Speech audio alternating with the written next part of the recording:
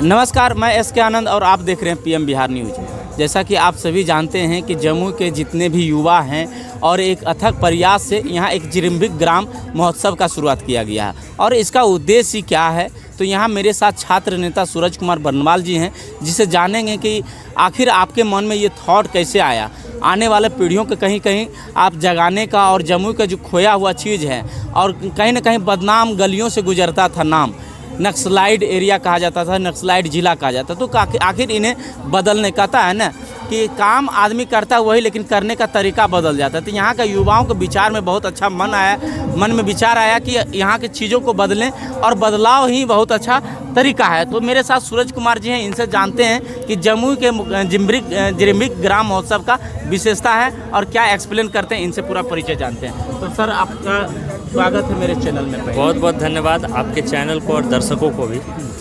कहते हैं कदम निरंतर चलते जिनके, श्रम जिनका अविराम हो, विजय सुनिश्चित होती उनकी, घोषित यह परिणाम है, घोषित यह परिणाम।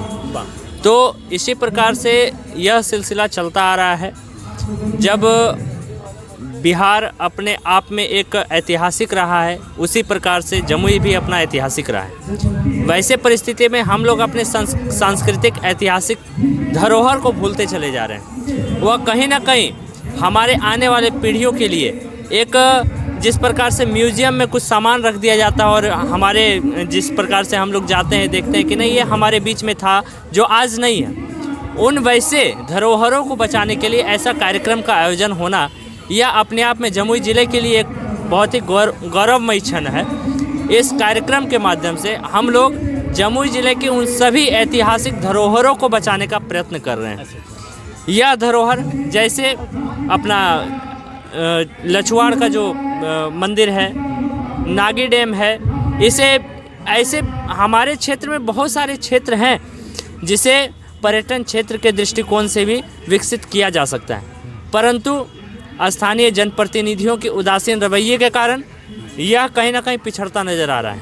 तो इस कार्यक्रम के माध्यम से उन जनप्रतिनिधियों का भी ध्यान आकर्षित करने का एक छोटा सा प्रयास जिरम्बिक ग्राम कार्यक्रम के माध्यम से सभी युवा तरुणाई मिलकर के कर रहे हैं, ताकि उनका जो नेत्र बंद है इस दृष्टिकोण से उनका नेत्र खुले और इस क्षेत्र में भी वो कार्य कर सकें। आखिर मतलब ये संदेश, जैसा कि आपने बताया कि लछवाड़ हो या मिंटो टावर हो, ये सब चीज़ों को एक संयोजन का काम किया, आखिर ये मन में विचार कैसे आया, क्या सोचे आप लोग कि इस चीज़ को प्रदर्शित किया जाए? का यहाँ उदासीनता, जैसा कि आप बताया कि प्रतिनिधि उदासीन है और कहीं ना कहीं उनके मन में विचार नहीं है, लेकिन युवा पढ़ा और आगे करके इसको बढ़ावा देने का प्रयास किए, तो क्या आपके मन में कैसे विचार आया? ये विचार देखिए धीरे धीरे इकट्ठा होता है। हम बहुत ऐसे चीज़ों को हम बताना चाहते हैं आप लोगों के बीच में कि हमारे बीच, जैसे एक छोटा सा उदाहरण है, जमुई में बहुत सारा तालाब था, परंतु वह तालाब आज नगण्य है। धीरे धीरे उसका सुरक्षा नहीं होने के कारण आज वह अस्तित्व में नहीं है। ऐसे बहुत सारे हमारे पर्यटक क्षेत्र हैं, बहुत सारे ऐसे धरोहर हैं जिसके मद्देनज़र अगर ध्यान नहीं दिया गया तो आने वाले समय में वह अपने अस्तित्व में नहीं रहेंगे।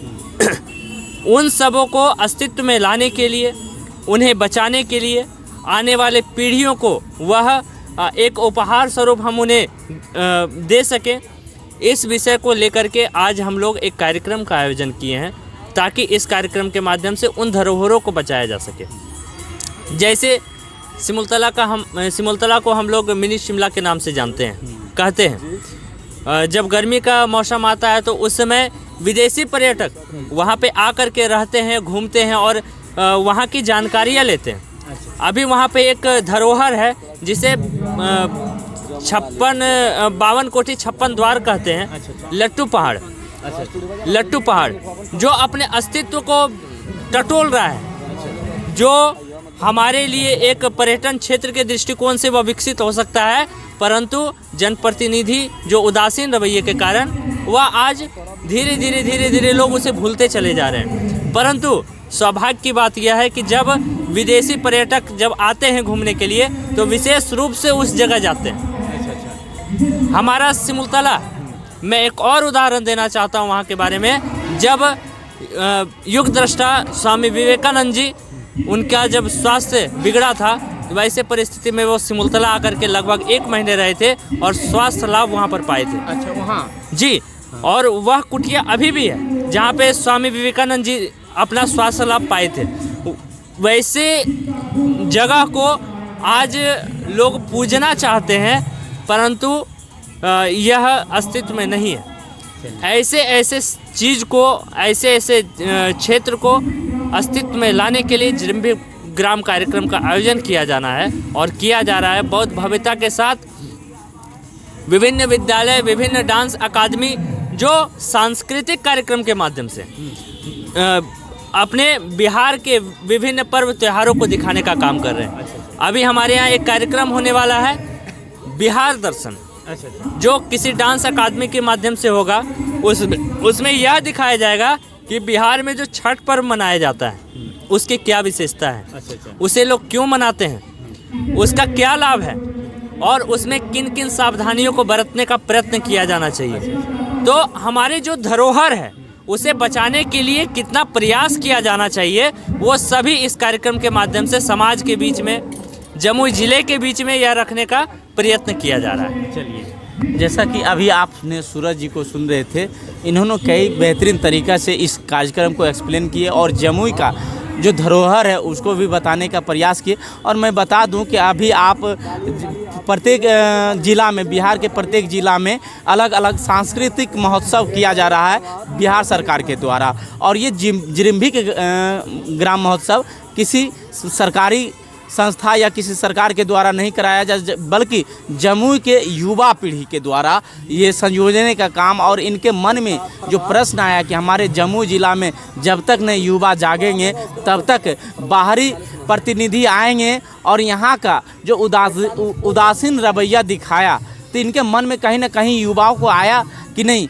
जब तक जमुई ज़िला के युवा आगे नहीं आएगा तो हमारे जमुई की अस्तित्व कहीं ना कहीं मिट जाएगा।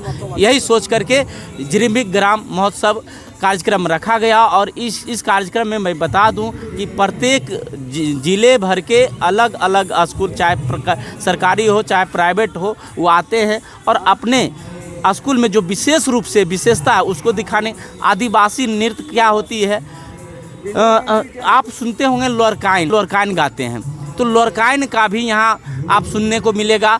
लोकगीत जमुई में पूरे बिहार में प्रचलित है, तो लोकगीत यानी पूरे बिहार या जमुई ज़िले के जो भी सांस्कृतिक धरोहर है, बहुत चीज़ खजाना है, उसको भी यहाँ संजोने का काम करेंगे किए हैं युवा, और आपको देखने को मिलेगा। तो मेरा भी रिक्वेस्ट है, आप सब जिलावासी आएँ और इस कार्यक्रम 2 से 5 नवंबर तक ये कार्यक्रम चल रहा है, आप लोग इसका लुत्फ़ उठाएं। हालांकि मेला 9 नवंबर तक रहेगा। तो ऐसे ही खबरों को देखने के लिए बने रहे हमारे साथ। धन्यवाद।